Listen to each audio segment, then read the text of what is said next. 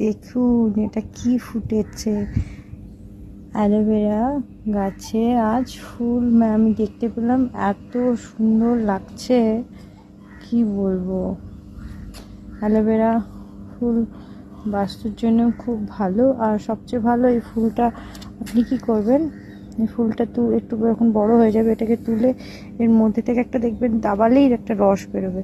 তো ওই রসটা আপনি যদি ফেসে লাগান তো ফেসটা খুব সুন্দর গ্লো হয়, আর সবচেয়ে বড় কথা আপনার স্কিনে যদি কোনো দাগ থাকে সেগুলো সব চলে যাবে। তো আমি তো আজ খুব খুশি, আমার বাগানে অ্যালোভেরা ফুল হয়েছে, তাই আমার মনে হলো আপনাদের সঙ্গে শেয়ার করি। কি সুন্দর দেখুন।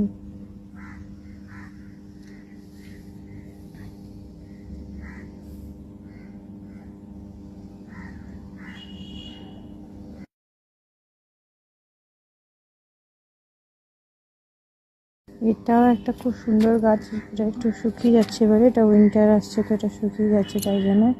তো এই গাছটার নামটা ঠিক আমি জানি না, আপনারা যে জানেন বলবেন কমেন্টসে। তো এই গাছটার যে পাতাটা আছে না, এটাকে এরকম করে যে তুলবেন, একটুখানি হাতে ঘষলেই দেখবেন এই পাতাটা থেকে এত সুন্দর লেবু লেবু গন্ধ ওঠে না। এটা কি করে উড়িষ্যাতে আমি দেখেছি, ভাত যখন ওরা বানায় এই পাতাগুলো কেটে কেটে ওর মধ্যে চালের মধ্যে দিয়ে দেয়, জল দিয়ে এটা দিয়ে দেয়, তো খুব সুন্দর গন্ধ ওঠে, এটা একদম লেবু লেবু গন্ধ।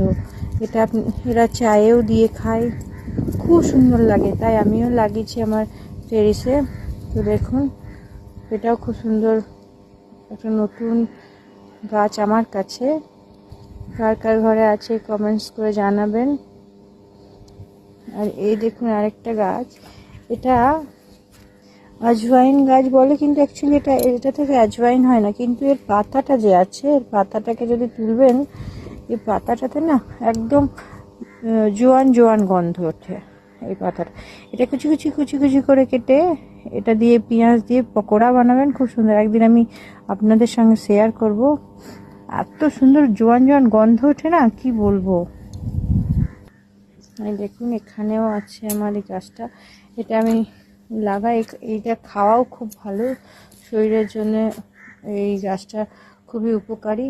তো এটার একদিন পকোড়া বানিয়ে আপনাদের সঙ্গে আমি শেয়ার করব নিশ্চয়ই। তো আমার কেমন টেরেসের গার্ডেন আপনাদের লাগলো নিশ্চয়ই জানাবেন।